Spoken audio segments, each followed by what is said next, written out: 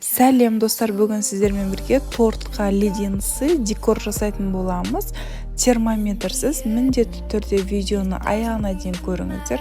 Керекті заттардың барлығын описанияға жазып кететін боламын. Шұңғылызға қант, су, глюкозаны құйып аламыз и жақсылап араластырамыз. Жақсылап араластыруымыздың себебі қазір отқа қойған кезде араластырмайтын боламыз қайнағанша, сондықтан бірдей масса болғанша жақсылап араластырып аламыз. Газын астын жай басып, бір температурада суды қайнатамыз.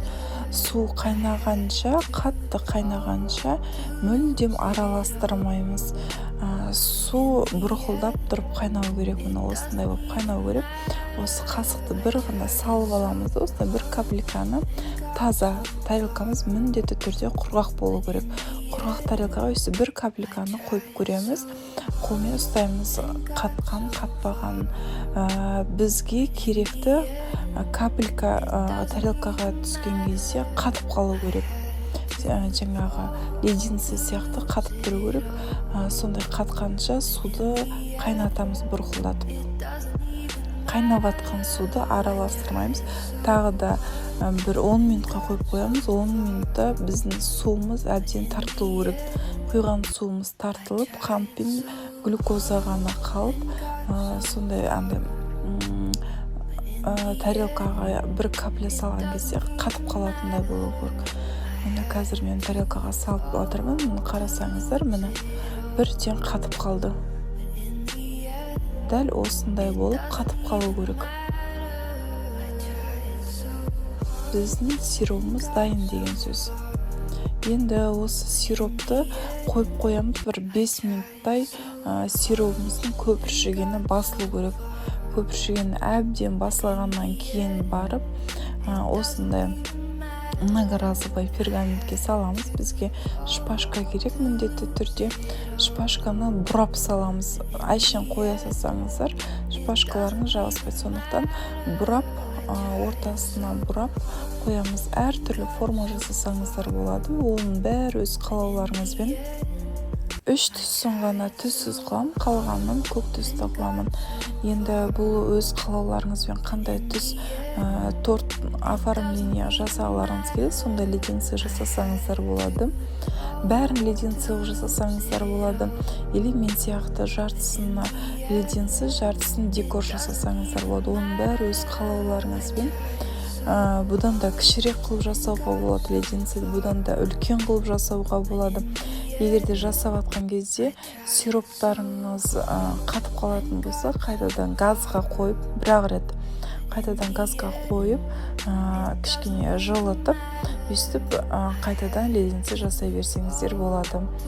Осындай многоразовый пергаментке құйып, астына стакан қойып, кәдімгі үйге кір жаятын кір қыстырғышпен өстіп астыларын бүріп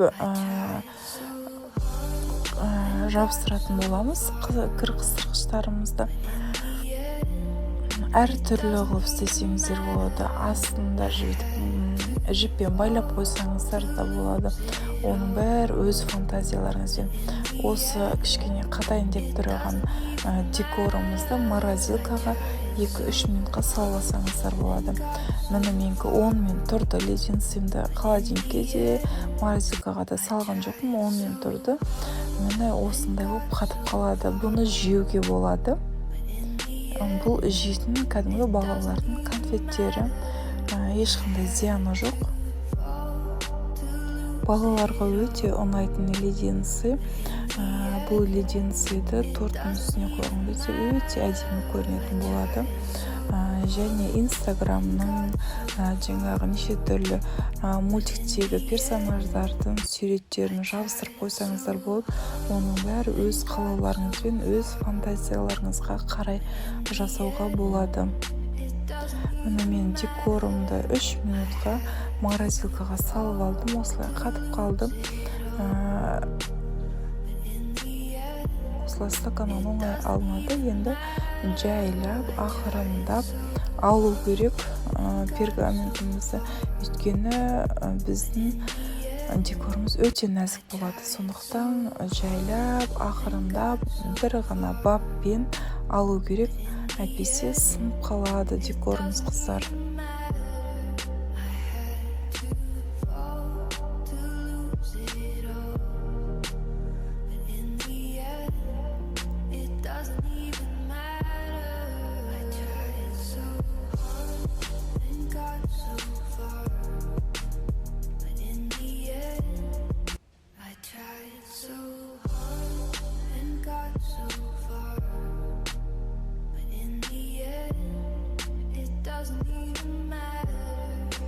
Міне қыздар, осылай алдым. Қараңыздар, қандай әдемі.